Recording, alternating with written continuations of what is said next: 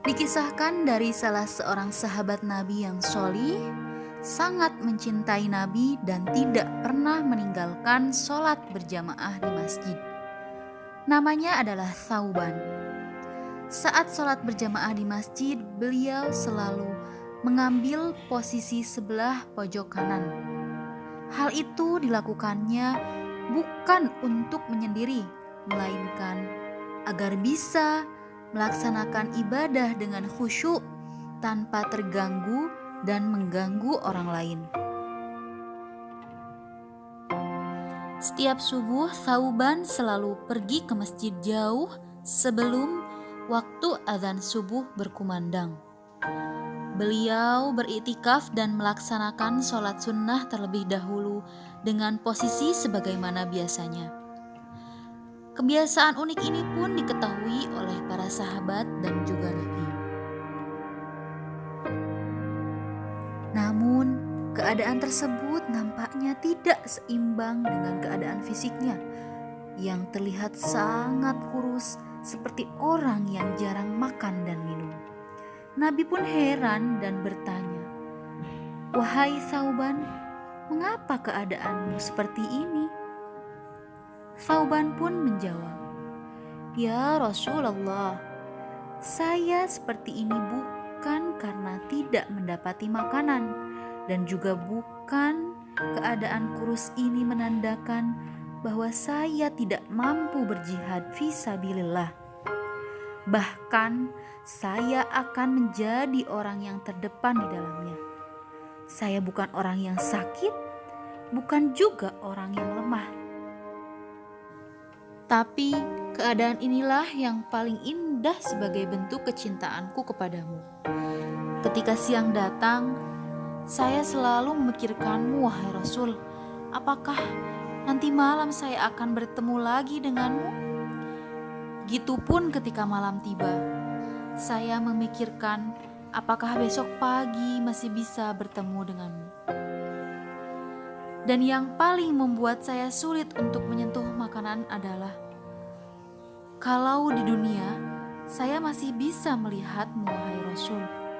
Tetapi jika kita berpisah nanti, entah siapa yang meninggal terlebih dahulu, apakah di surga kita bisa bertemu lagi? Apakah saya masih bisa menghadirkan kenikmatan yang luar biasa saat bertemu denganmu? Engkau adalah seorang nabi, sedangkan saya hanyalah orang biasa. Saya khawatir ketika di akhirat nanti Allah tempatkan engkau di tempat tertinggi.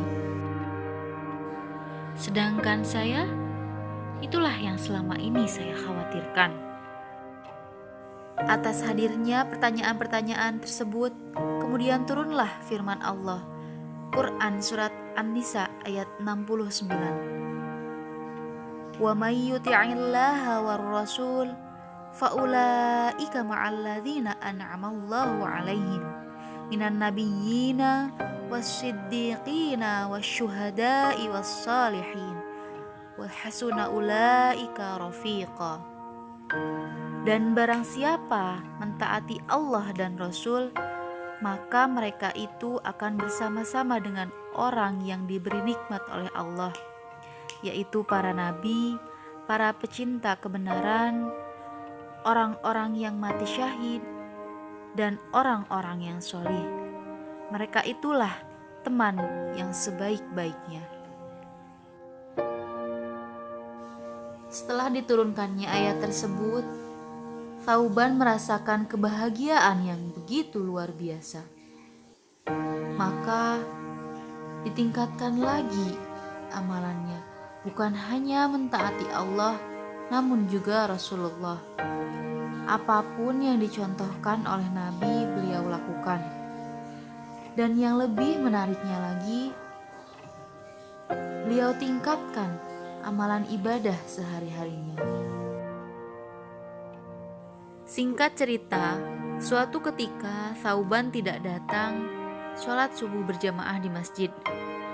Nabi pun bertanya-tanya kepada para sahabat lainnya, namun tak satu pun yang mengetahuinya. Karena rajinnya Thauban berjamaah, maka ditunggulah oleh Nabi. Hingga beberapa waktu berlalu, namun Thauban pun tak kunjung hadir. Maka Nabi pun memutuskan untuk memulai sholat berjamaah karena dikhawatirkan waktu subuh akan habis. Selepas sholat subuh ditunaikan, Nabi mengajak para jamaah untuk menjenguk Thauban. Dan saat ditelusuri, jarak dari masjid menuju rumahnya ternyata mencapai 3 jam. Setibanya di rumah Thauban, Nabi pun bertemu dengan istrinya dan bertanya, "Aina Thauban? Di mana Thauban?" Sambil berlinang air mata, istrinya pun menjawab, "Qad tuwuffiya." Dia telah wafat. Mendengar berita tersebut, Nabi dan para sahabat pun terkejut dan bersedih. Lalu Nabi bertanya, "Apakah ada hal yang terjadi sebelum ia meninggal?" Istrinya menjawab, "Saya tidak merasa ada hal yang istimewa. Namun ada 3 kalimat yang diucapkannya dan saya tidak memahami maksud dari 3 kalimat tersebut." "Mahia, apa itu?" tanya Nabi. Sebelum beliau meninggal, dalam sakaratul mautnya beliau mengatakan, "Kenapa tidak lebih jauh lagi? Kenapa bukan yang baru? Kenapa tidak semuanya saja? Saya tidak memahami semua kalimat itu ya Rasulullah. Apakah maknanya?" Nabi pun tersenyum dan menyampaikan, "Pada kalimat pertama, mengapa tidak lebih jauh lagi? Saat sakaratul maut yang dialami oleh Thauban, ditampakkanlah pahala demi pahala dari setiap langkah kakinya menuju masjid. Maka yang ia sesali, mengapa tidak lebih jauh lagi masjidnya, agar pahala yang saya dapatkan lebih banyak daripada itu?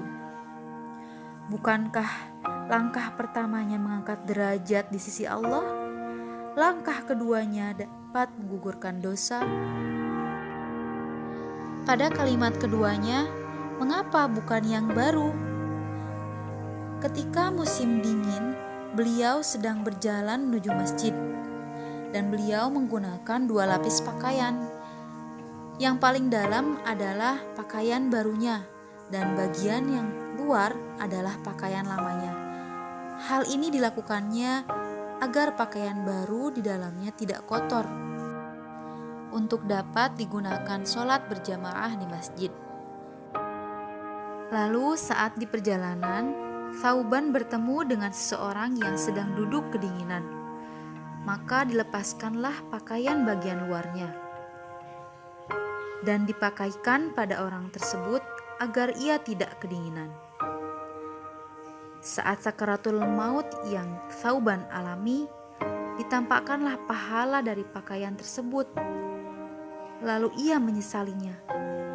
Kenapa bukan pakaian yang baru yang aku berikan, agar aku bisa mendapat pahala yang lebih baik dari ini? Dan pada kalimat ketiga, kenapa bukan semuanya? Hal ini karena beliau terbiasa bersedekah pada orang lain, memberikan kebaikan-kebaikan, dan suatu ketika beliau pernah memberikan setengah roti kepada pengemis tua yang belum makan. Saat sakaratul mautnya ditampakkan pahala beliau dan sangat menyesali, "Ya Allah, mengapa tidak semuanya saja roti yang aku berikan?" Sahabat sekalian, terdapat banyak hikmah yang dapat kita ambil dari kisah Thauban ini.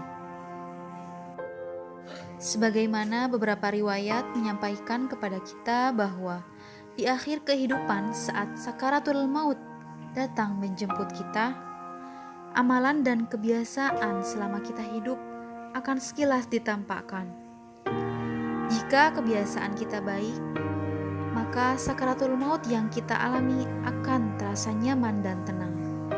Sebagaimana Quran Surat Al-Fajr ayat 27-30. Ya ayyatuhan nafsul mutmainnah, wahai jiwa yang tenang, irji'i ila rabbiki radiyatan mardiyah.